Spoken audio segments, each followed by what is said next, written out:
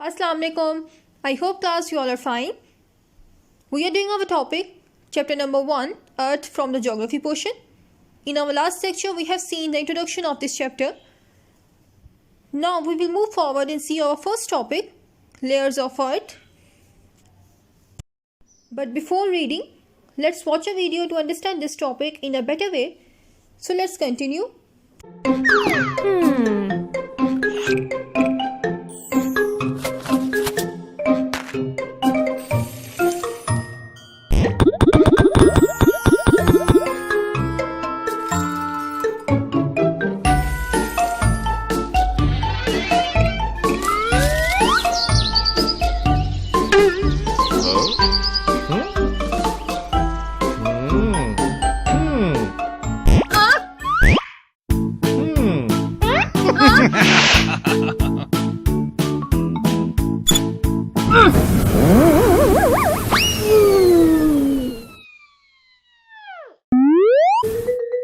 Wow.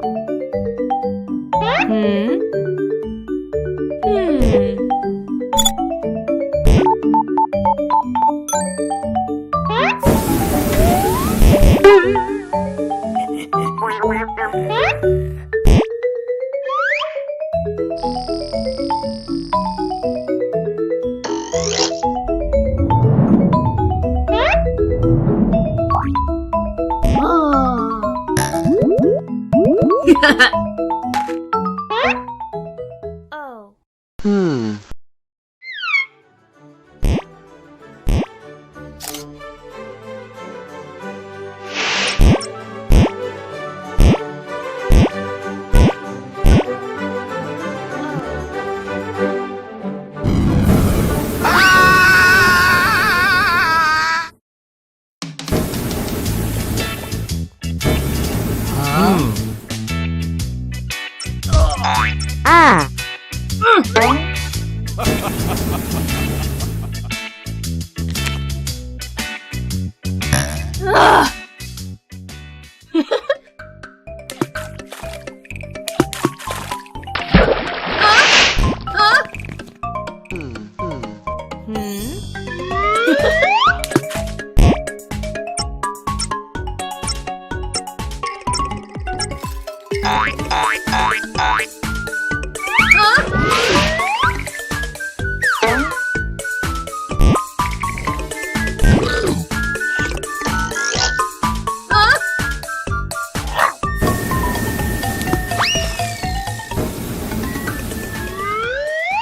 Ah. Oh.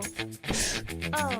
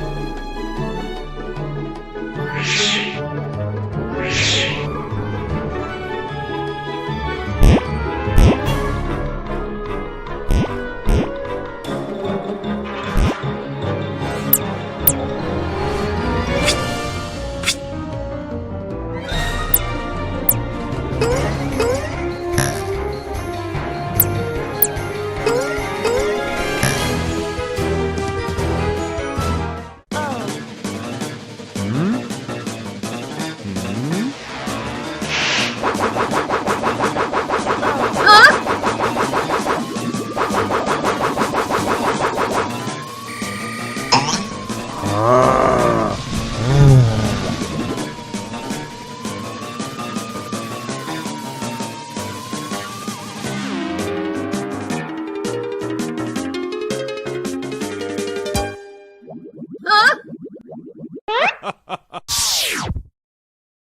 class, I hope you all have enjoyed this video and got some idea about the layers of our planet Earth.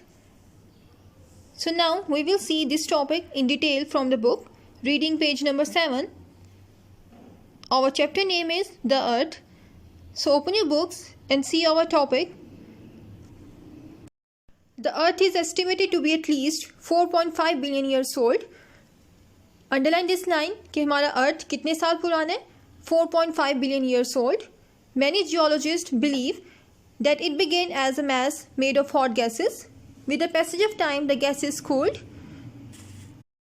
Geologist यानी वो लोग जो कि अर्थ के बारे में स्टडी करते हैं, उनके अकॉर्डिंग जो हमारा प्लैनेट अर्थ था जब बना था तो वो उसका टेम्परेचर बहुत ज़्यादा था. क्यों? क्योंकि वो डिफरेंट हॉट गैसेस से मिलके बना है. लेकिन टाइम गुजरने के साथ साथ उसका टेम्परेचर कम होता गया, जिसकी वजह से वहाँ पे लाइफ जो थी वहाँ पे एग्जिस्ट करना स्टार्ट कर दी. और जो हमारा अर्थ है वो डिफरेंट लेयर्स यानी डिफरेंट शेल्स से मिलके बना है. जब भी हमने वीडियो में भी देखा उसकी कितनी लेयर्स हैं, 3 लेयर्स हैं. अब हम उसको डिटेल में बुक से देखते हैं कौन कौन सी लेयर्स हैं और उसकी फॉर्मेशन क्या है, उसकी केमिकल प्रॉपर्टीज़ क्या हैं. So let's move forward and see the layers of Earth. Earth has 3 layers: crust, mantle and core. सबसे पहले हम इसको देखते हैं वो लेयर जो कि बिल्कुल मिड में यानी सेंटर में पाई जाती है. वो कौन सी है? कोर. जिस तरह आप डायग्राम में भी देख सकते हो. The core forms the centre of the earth. यानी ये वो लेयर है जो हमारे अर्थ का सेंटर बनाती है यानी मिड पॉइंट है. And it is the deepest and the hottest layer and is made up of 2 layers. इस लेयर पे जो टेम्परेचर है वो सबसे ज़्यादा पाया जाता है. इसलिए इसे क्या कहा जाता है? क्योंकि ये दरमियान में बिल्कुल मिड में पाई जाती है, सेंटर में, the deepest and the hottest layer. और इसको फर्दर 2 लेयर्स में डिवाइड किया गया है, outer core and inner core. First of all, we will see the first type, which is outer core. It is mainly made up of metals like iron and nickel. हमने अभी discuss किया था introduction में जो different layers हैं वो different chemicals, different metals, different rocks से मिलके बनी है. तो जो आउटर कोर है ये किससे मिलके बनी है? आयरन एंड निकल से. अब हम इसका टेम्परेचर देखते हैं. The temperature here can be as high as 3000 degree Celsius to 5000 degree Celsius. यहाँ पे जो टेम्परेचर है वो कितना है? 3000 डिग्री से लेके 5000 डिग्री तक. यानी देखो आप थाउजेंड्स में टेम्परेचर यहाँ पे पाया जाता है. तो यहाँ पे कितनी गर्मी होगी. इस वजह से इस लेयर को क्या कहा जाता है? Hottest layer of the earth. अभी हम देखते हैं गर्मियों में जो टेम्परेचर होता है 43, 42, 45, तो हम कहते हैं कितनी गर्मी है.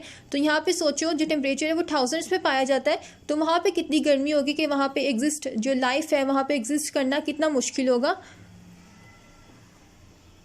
Due to extremely high temperature and pressure, the metals exist in liquid state. क्योंकि यहाँ पे टेम्परेचर ज़्यादा है, लाइफ एग्जिस्ट करना पॉसिबल नहीं है. तो जो मेटल्स पाए जाते हैं जिस तरह आयरन है वो किस फॉर्म में पाए जाते हैं? सॉलिड फॉर्म के बजाय बल्कि लिक्विड फॉर्म में पाए जाते हैं, क्योंकि वो जो इतनी गर्मी की वजह से वहाँ पे पिघल जाते हैं. Now see the next type which is inner core. It is shaped like a ball. The temperature and pressure is as hot as the surface of the sun. It is about 1200 kilometers thick and almost entirely made up of solid iron. Now see the shape of the inner core in this diagram. आपको क्या shape नज़र आ रही है? Round shape, just like a ball. And it is as hot as the surface of the sun. जितना temperature हमारे सन पे पाया जाता है उतना ही टेम्परेचर इस लेयर का है. जिस तरह आपने देखा आउटर कोर, वहाँ पे थाउजेंड्स में टेम्परेचर है, तो आउटर कोर के अंदर इनर कोर पाई जाती है. तो वहाँ पे टेम्परेचर हमारा कितना ज़्यादा होगा, क्योंकि आपने ये बात हमेशा याद रखनी है कि जैसे जैसे हम मज़ीद अंदर की तरफ जाते जाएंगे लेयर्स में, हमारा टेम्परेचर वो इंक्रीज़ करता जाएगा. तो जो इनर कोर है वो मज़ीद यानी सबके सेंटर में पाई जाती है, तो उसका टेम्परेचर बाकी लेयर्स के मुकाबले में सबसे ज़्यादा है. और ये किस मेटल से मिल के बनी है? आयरन से. Now see the second layer which is mental. The core is surrounded by hot rocks molten known as mantle. The molten state of rocks is due to very high temperatures which range from 800 degrees to 1600 degrees. The mantle makes up about 84% of the earth, 2400 kilometre below the earth's surface. जो हमारी second layer है वो कौन सी है? Mental, जो कि core के बाद में पाई जाती है. कोर जिसे हमने 2 लेयर्स में डिवाइड किया, inner core and outer core, उसके बाहर जो लेयर पाई जाती है मेंटल, जिसका टेम्परेचर कितना है 800 डिग्रीज टू 1600 डिग्रीज। और यहाँ पे जो रॉक्स पाई जाती हैं, क्योंकि हाई टेम्परेचर है यहाँ पे, वो भी लिक्विड फॉर्म में यानी पिघली हुई फॉर्म में पाई जाती हैं। और ये जो लेयर है वो हमारे अर्थ का ऑलमोस्ट 84% हिस्सा कवर करती है। जिससे आप इस डायग्राम में देख रहे हो, जो येलोइश पार्ट आपको नज़र आ रहा है, which is mental, the second layer of the earth. Now move forward and C the next layer which is crust. The crust is the outermost layer on which we live. It is solid and very thin in comparison to other layers. और इसकी thickness कितनी है 6 to 70 kilometers. crust वो layer जहाँ पे life possible है।